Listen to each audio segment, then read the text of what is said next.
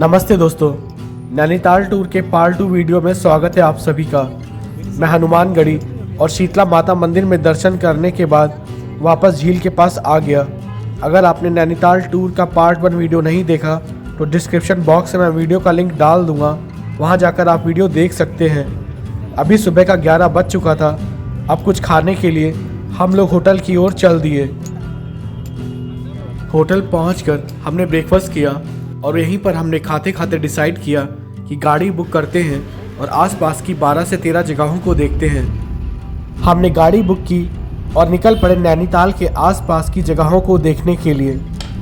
नैनीताल साल भर घूमने वाली जगह है और अलग अलग मौसम के दौरान यहाँ अलग अलग अनुभव मिलते हैं। चिलचिलाती गर्मी से बचने के लिए गर्मियों के दौरान या सर्दियों के मौसम में बर्फबारी का आनंद लेने के लिए आप यहाँ घूमने आ सकते हैं।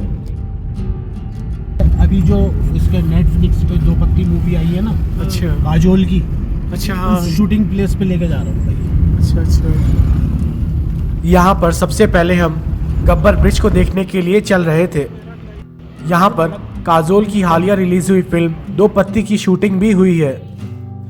गब्बर ब्रिज बहुत ही खूबसूरत लोकेशन पर बना हुआ है और one of the tourist attraction में से भी एक है। यहाँ पर आपको कई सीनिक व्यूज़ देखने को भी मिल जाएंगे और यहाँ के प्राकृतिक सौंदर्य के क्या ही कहने। गब्बर ब्रिज के एक तरफ आपको काफ़ी ऊंचा पहाड़ दिखाई देगा, जिसके दूसरी तरफ नैनीताल है। यहाँ पर एक छोटा सा झरना भी बहते हुए आप देख सकते हैं। ये है ब्रिज के दूसरी तरफ का नज़ारा। ये एक शांत और सुंदर जगह है जहाँ लोग प्रकृति का आनंद लेने के लिए आ सकते हैं।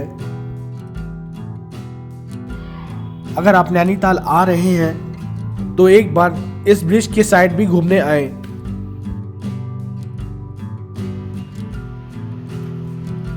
गब्बर ब्रिज को देखने के बाद अब मैं गाड़ी की तरफ बढ़ चला, क्योंकि ड्राइवर ने मुझे बताया था कि इस ब्रिज को देखने के बाद हम लोग चीड़ के जंगल देखने के लिए चलेंगे। नैनीताल में चीड़ के पेड़ हिमालय की ढलानों पर पाए जाते हैं और यहाँ के वन क्षेत्र में बहुत ही महत्वपूर्ण भूमिका भी निभाते हैं, लेकिन इसका एक डिसएडवांटेज भी है। कुछ लोग इन्हें आग लगने का कारण भी मानते हैं। चीड़ के पेड़ से कई उपयोगी चीज़ें बनाई जाती हैं। चीड़ की लकड़ी का उपयोग खिड़कियाँ, दरवाजे, माचिस और बक्से बनाने के लिए किया जाता है। चीड़ से टारपीन का तेल भी निकाला जाता है, जिसका उपयोग पेंट और अन्य उत्पादों में किया जाता है। चीड़ से निकलने वाले गोंद का प्रयोग कई रोगों के इलाज में भी उपयोगी पाया गया है और घावों को भरने में भी जल्दी मदद करता है। नैनीताल के आसपास के ग्रामीण चीड़ के फूलों से वुड क्राफ्ट बना रहे हैं, जिससे उनको आय तो अर्जित हो ही रही है, साथ ही जंगलों में इन चीड़ के फूलों से लगने वाली आग को भी कम करने का प्रयास किया जा रहा है। चीड़ के पेड़ से राल भी निकाली जाती है। राल इकट्ठा करने के लिए पेड़ों के तने पर निशान बनाए जाते हैं, जहां से ये चिपचिपा तरल पदार्थ निकलता है। जब जंगल में आग लगती है तो ये तरल पदार्थ ज्वलनशील होता है। चीड़ की राल उगाना हमेशा से ही फायदेमंद रहा है, जिसका इस्तेमाल टारपीन के तेल, साबुन, कागज, पेंट और रासायनिक उद्योग में किया जाता है। मैं अपने दोस्त के साथ चीड़ के जंगल में अंदर आ गया था। यहाँ से नज़ारा बहुत ही खूबसूरत और शानदार था। नैनीताल शहर से दूर ये जगह अपने आप में ही सबसे अलग जगह थी, जहाँ पर आपको हर तरफ चीड़ के पेड़ नज़र आएंगे और इसके अगल बगल पहाड़ी वादियाँ। यहाँ का प्राकृतिक सौंदर्य देखते ही बनता है। चीड़ के जंगलों को देखने के बाद अब मैं गाड़ी के पास आ गया था और अब मुझे तीसरी लोकेशन मनसा देवी मंदिर और खुरपा ताल के लिए निकलना था।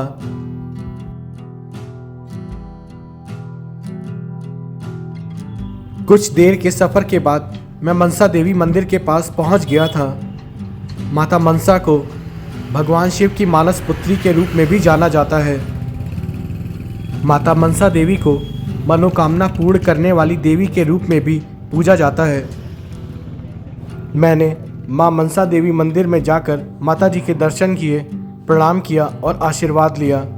मनसा देवी मंदिर खुरपा ताल के सामने बनी हुई रोड के किनारे पर स्थित है।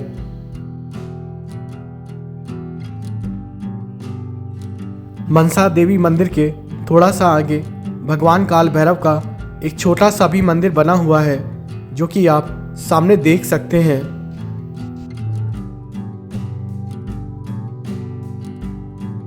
मनसा देवी मंदिर आपको सामने से कुछ इस तरह से दिखाई देगा, जिसके पीछे पहाड़ी वादियां हैं और सामने खुरपा ताल। मनसा देवी मंदिर के सामने आपको खुरपा ताल गांव भी नजर आएगा। यहाँ पर आपको हर तरफ चीड़ के पेड़ देखने को मिल जाएंगे। उत्तराखंड में झीलों के शहर नैनीताल में वैसे तो कई झीलें हैं, लेकिन कुछ अपने आप में बेहद खास हैं। यहाँ मौजूद हर झील की कुछ न कुछ विशेषताएं हैं जो इन्हें अलग बनाती हैं। ऐसी ही एक खास खुरपा ताल झील नैनीताल से करीब 10 से 11 किलोमीटर की दूरी पर स्थित है। अगर आप शोरगुल से दूर प्रकृति की गोद में सुकून के कुछ पल बिताना चाहते हैं तो आप खुरपा ताल आ सकते हैं। ये झील अपना रंग बदलने के लिए मशहूर है। खुरपा ताल की झील को रहस्यमयी झील भी कहा जाता है। ये खूबसूरत झील चारों ओर जंगलों से घिरी पहाड़ी की तलहटी में बसी हुई है। इस झील को देखने के लिए दूर दूर से पर्यटक आते हैं। दरअसल झील के अंदर करीब 35 से 40 तरह के शैवाल यानी एल्गी की प्रजातियां मौजूद हैं। जब एल्गी बीज छोड़ती है तब सूरज की किरणों की वजह से इसमें अलग अलग रंग दिखाई देता है। अब मैं नैनीताल कालाडूंगी रोड पर स्थित वुडलैंड वाटरफॉल को देखने के लिए आ गया था। यहाँ पर वुडलैंड वाटरफॉल के एंट्री गेट के सामने आपको कई सारे रेस्टोरेंट्स देखने को मिलेंगे, जहाँ पर जाकर आप खाना पीना कर सकते हैं। वुडलैंड वाटरफॉल को देखने के लिए प्रवेश शुल्क 50 रुपये प्रति व्यक्ति है। आप सामने वुडलैंड वाटरफॉल को देखने जाने के लिए बना हुआ प्रवेश द्वार भी देख सकते हैं। यहाँ से आपको अंदर की ओर जाना होता है। वुडलैंड वाटरफॉल एक बहुत ही अच्छा टूरिस्ट अट्रैक्शन है, जहाँ दूधिया पानी चट्टानों के ऊपर से नीचे एक शांत कुंड में सुंदर ढंग से गिरता है। नैनीताल वन विभाग द्वारा बनाया गया ये झरना इस क्षेत्र में इको टूरिज्म को बढ़ाने के लिए बनाया गया था। इसकी सुंदरता को बढ़ाने के लिए विभाग ने क्षेत्र के चारों ओर बांस, रिंगाल, देवदार, स्प्रूस और सुरई जैसे शंकुधारी पौधों सहित विभिन्न प्रकार के पौधे लगाए हैं। सूचनात्मक टैग विभिन्न पौधों की प्रजातियों के स्थानीय, वैज्ञानिक और पारिवारिक नाम प्रदर्शित करते हैं। प्रवेश द्वार के पास लकड़ी और लोहे की बेंच भी रखी गई है, जो पर्यटकों के आराम करने के लिए आरामदायक स्थान प्रदान करती है। ये जगह एक पार्क के रूप में भी कार्य करती है, विशेष रूप से बच्चों के लिए, जिसमें एक छोटा लेकिन आकर्षक झरना बहता है। ये वाटरफॉल हफ्तों के 7 दिन सुबह 10 से शाम 5 बजे तक खुला रहता है। पर्यटकों को 90 सीढ़ियाँ चढ़कर झरने के शीर्ष तक पहुँचना होता है। प्रकृति प्रेमियों और फोटोग्राफरों के लिए नैनीताल के पास घूमने के लिए ये सबसे अच्छी जगहों में से भी एक है। इस झरने का सोर्स एक स्रोत है जो इसके ऊपर की सड़क पर मौजूद सरिया ताल पर गिरता है। सरिया ताल का पानी ओवरफ्लो होकर नीचे गिरता है, इस वजह से ये मिल्की वाटरफॉल का रूप ले लेता है। आज की तारीख में ये झरना पर्यटकों की पहली पसंद बन गया है। इस झरने में एकदम सफ़ेद रंग का पानी होने की वजह से इसे स्थानीय लोग दूधिया झरना भी कहते हैं। शांति और पर्यावरण पसंद करने वाले लोगों के लिए ये जगह एकदम परफेक्ट है। वुडलैंड वाटरफॉल को देखने के बाद अब मैं सरिता ताल के पास आ गया था। नैनीताल में खूबसूरत तालों की संख्या बहुत अधिक है, जिनमें से एक ताल है सरिता ताल। सरिता ताल नैनीताल में स्थित एक खूबसूरत झील है जो अपने प्राकृतिक सुंदरता के अद्भुत संगम के लिए जानी जाती है। यहाँ आकर आप boating, zip line, water roller के साथ साथ तरह तरह के पक्षियों को देखने का भी लुत्फ उठा सकते हैं। ये ताल प्रकृति प्रेमियों को अपनी ओर आकर्षित करता है। ये झील हरे भरे पहाड़ों और पेड़ पौधों से घिरी हुई है और साथ ही ये प्रकृति प्रेमियों के लिए एक बेहद उपयुक्त स्थान है, जहां आकर मन को बेहद शांति मिलती है। अगर आपको शहर का शोरगुल भरा वातावरण पसंद नहीं है तो आप नैनीताल में स्थित इस सरिता ताल को देखने व घूमने आ सकते हैं। सरिता ताल, जिसे पहले सरिया ताल के नाम से भी जाना जाता था, एक शांत और खूबसूरत झील है जो हरे भरे पहाड़ों और पेड़ पौधों से घिरी हुई है और प्रकृति प्रेमियों के लिए ये एक आदर्श स्थान भी है।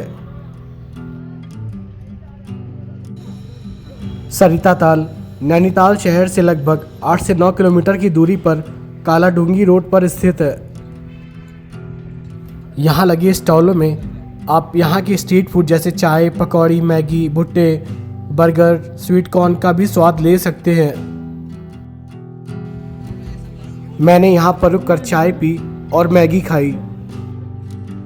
इसके बाद मैं अपने दोस्तों के साथ निकल पड़ा Khurpatal view point. Khurpatal view point से आपको खुरपाताल का बहुत ही खूबसूरत नज़ारा दिखाई देता है। खुरपाताल व्यू पॉइंट, आप सामने का नज़ारा देखिए कितना ही खूबसूरत और शानदार है। यहाँ पर मैं करीब 15 से 20 मिनट रुका रहा।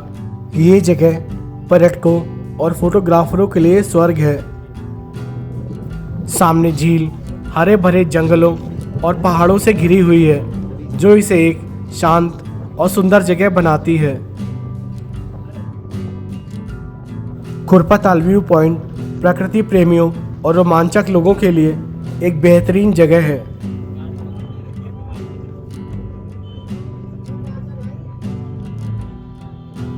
यहाँ पर कुछ देर रुकने के बाद अब मैं लवर्स पॉइंट की तरफ बढ़ चला था। लवर्स पॉइंट नैनीताल शहर से करीब 3 किलोमीटर दूर कालाडूंगी रोड पर 12 पत्थर के समीप मौजूद है।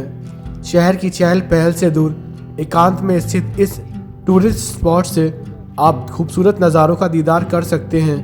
यहाँ रोज़ाना सैकड़ों पर्यटक पहुँचते हैं। इस जगह से खूबसूरत चार खेत, कैमल्स बैक और नैना पीक की सुंदर पहाड़ियाँ दिखाई देती हैं। इस जगह का लवर्स पॉइंट नाम क्यों पड़ा, इस बारे में स्थानीय लोग बताते हैं कि शहर से दूर एकांत जगह पर होने की वजह से पहले यहाँ कई प्रेमी जोड़े समय बिताने के लिए आया करते थे, जिस वजह से इसका नाम लवर्स पॉइंट पड़ गया।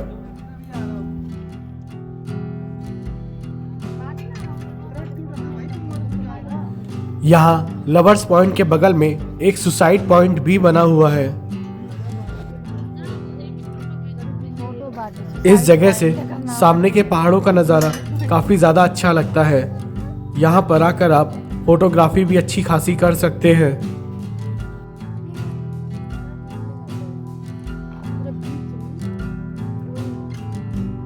मेन रोड से जब आप लवर्स पॉइंट के लिए इंटर करते हैं, ठीक इसी के सामने टिफिन टॉप जाने के लिए भी ट्रैक का रास्ता बना हुआ है। टिफिन टॉप एक लोकप्रिय पिकनिक स्थल है जो नैनीताल शहर और कुमाऊं क्षेत्र की पहाड़ियों का शानदार 360 डिग्री सीन प्रस्तुत करता है।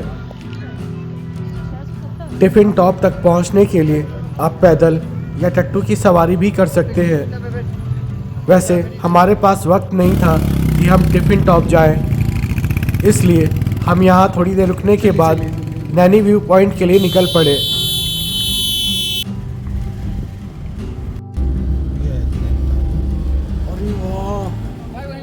नैनी व्यू पॉइंट, जिसे नैनी लेक व्यू पॉइंट भी कहा जाता है, नैनीताल में प्रसिद्ध एक जगह है जहां से आप खूबसूरत नैनी झील और आसपास के पहाड़ों का मनोरम दृश्य देख सकते हैं। उत्तराखंड का नैनीताल शांति और प्राकृतिक सुंदरता का एक अद्भुत संगम है। यहाँ के मनोरम दृश्य सैलानियों को बेहद पसंद आते हैं। इसकी सुंदरता और बेहतरीन वातावरण की वजह से ये सैलानियों की पसंदीदा जगहों में से एक है, जबकि रोजाना हजारों की संख्या में आने वाले सैलानी कई पर्यटन स्थलों की सैर कर अपनी यात्रा को रोचक बनाते हैं।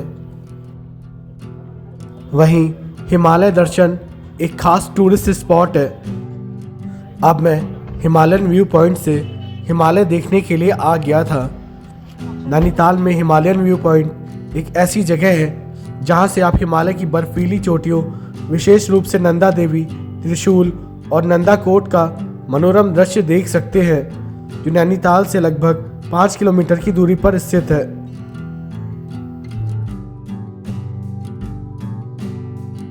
यहाँ हिमालय की चोटियाँ ऊपर बर्फ से ढकी हुई थीं और साथ ही साथ उन चोटियों पर बादल भी थे।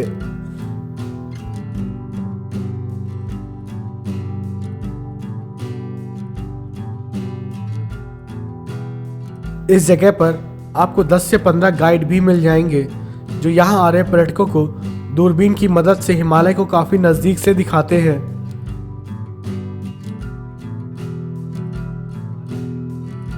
सच में बड़ा ही कमाल का नज़ारा था सामने। हिमालय की रेंजेस के सामने नैनीताल के ये छोटे पहाड़ कुछ भी नहीं थे।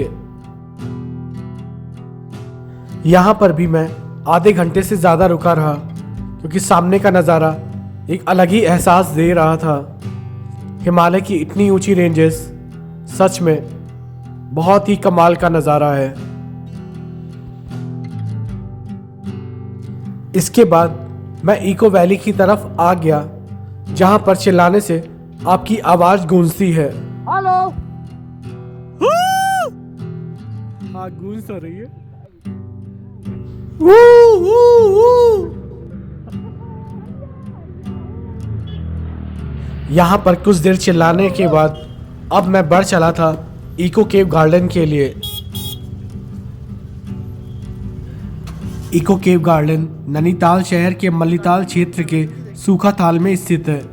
इसमें घटते आकार की कई अलग अलग गुफाएं हैं जिनमें आपको रेंग कर और चढ़कर पार करना होता है।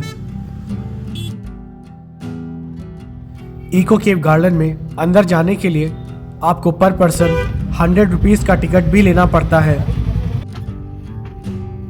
केव गार्डन की एंट्री पर ही आपको बोलने वाला पेड़ मिल जाएगा जिसे टॉकिंग ट्री भी कहा जाता है। इस पेड़ को आर्टिफिशियली तैयार किया गया है जो हर एक पर्यटक का स्वागत करता है। सेंसर की मदद से बोलने वाला पेड़ गार्डन की जानकारी भी लोगों को देता है। इको केव गार्डन में टोटल 6 गुफाएं हैं। हर एक गुफा को उसके व्यवहार के आधार पर नाम दिया गया है जहां आपको अनोखा आनंद मिलेगा। इन गुफाओं में से जानवर कैसे निकलते थे वैसे ही इन गुफाओं को उन जानवरों के गुणों के आधार पर नाम दिया गया है। लोगों के एक्सपीरियंस को खास बनाने के लिए यहाँ जानवरों की आवाज़ के स्पीकर भी लगाए गए हैं। सबसे पहले मैं टाइगर केव और पैंथर केव की तरफ बढ़ चला था। टाइगर गुफा में नीचे जाने के लिए सीढ़ियाँ लगी हुई थी। यहाँ पर आपको सकरी गुफाओं से होते हुए अंदर की ओर जाना होता है। इन गुफाओं पर आपको कभी तो ऊंचाई पर जाना होता है तो कभी तुरंत नीचे भी उतरना पड़ता है। यहाँ पर कहीं पर एकदम सकरा और तंग रास्ता भी है जिसे आपको झुकते हुए पार करना होता है। कहीं पर आपको रेंगते हुए भी आगे रास्ता चढ़ना होगा। लाइट लगा रखी ना यार। भाई साहब, खतरों के खिलाड़ी। टाइगर गुफा में अंदर एक्सपीरियंस करने के बाद अब हम पैंथर केव की तरफ चल पड़े थे। टाइगर गुफा तो फिर भी सीधी सादी थी लेकिन पैंथर गुफा टाइगर गुफा से भी ज़्यादा खतरनाक थी। यहाँ पर आपको बहुत ही ज़्यादा सावधानी से नीचे उतरना होता है और अपने सर को चट्टान से बचाते हुए चलना होता है। यहाँ पर नीचे उतरते ही सर के सामने एक बहुत ही बड़ी चट्टान सी उभरी हुई थी। यहाँ से आपको बहुत ही ज़्यादा सावधानी से नीचे उतरना होता है।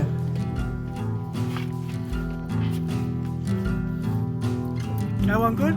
आप शिवखोड़ी वाली थोड़ी फील आएगी। अबे थोड़ा बहुत तो ऐसा ही है, ठीक है। शिवखोड़ी में उससे तो नीचे बैठते हुए भी जाना पड़ता था। अब गुफा में एकदम से सकरा रास्ता आ गया था। यहाँ पर मुझे शिवखोड़ी जैसा फील आ गया।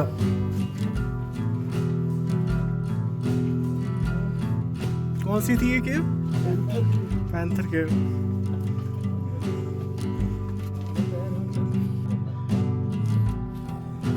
पैंथर केव को घूमने के बाद अब मैं बाहर की ओर निकल आया था।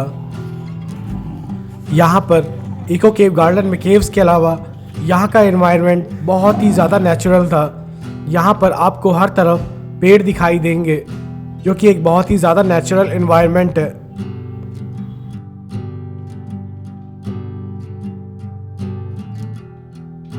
यहाँ इको केव गार्डन के अंदर आप जिप लाइन का भी आनंद ले सकते हैं। यहीं से थोड़ा आगे पॉर्क्यूपाइन केव भी थी जहाँ पर आपको नीचे की ओर जाना था।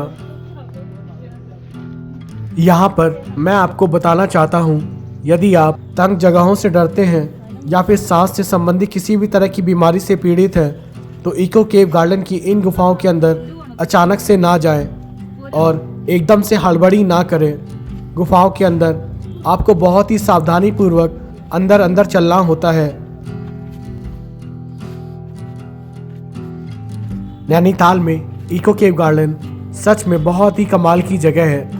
अगर आप गुफाओं का एक्सपीरियंस करना चाहते हैं, इन पर चलना चाहते हैं, तो आप इन केव्स में आ सकते हैं। कुछ जगहों पर आपको इस तरह से झुककर आना होता है। इसी में अंदर और आगे बढ़ने पर बहुत ही ज़्यादा सकरा रास्ता था, इसलिए मैं उसमें फिर गया ही नहीं।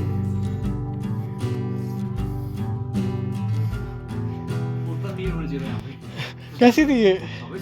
ये जबरदस्ती भाई, इसमें तुम बैठ गया होगे, लेट गया होगे, तुम चल बैठ के भी मतलब तुम खड़े होकर बैठ चल नहीं सकते। अच्छा, वो मैं निकल आया बाहर। तू फंस जाता इंसान। फ्लाइंग फॉक्स से आगे एप्स केव बनी हुई थी, जहां पर आपको गुफा से ऊपर की ओर चढ़ना होता है चट्टानों पर पैर रखते हुए। अंकुर कैसा है?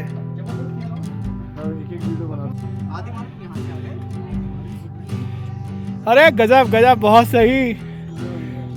100 रुपए वसूल। हाँ यार, यहाँ से वसूल नैनीताल में कुछ नहीं मिला, यही अच्छा लगा। अब ये किसके साथ बैठ के और आखिरी कुछ लोग यहाँ पर कह रहे थे पूरे नैनीताल की सबसे बेस्ट जगह इको केव गार्डन है।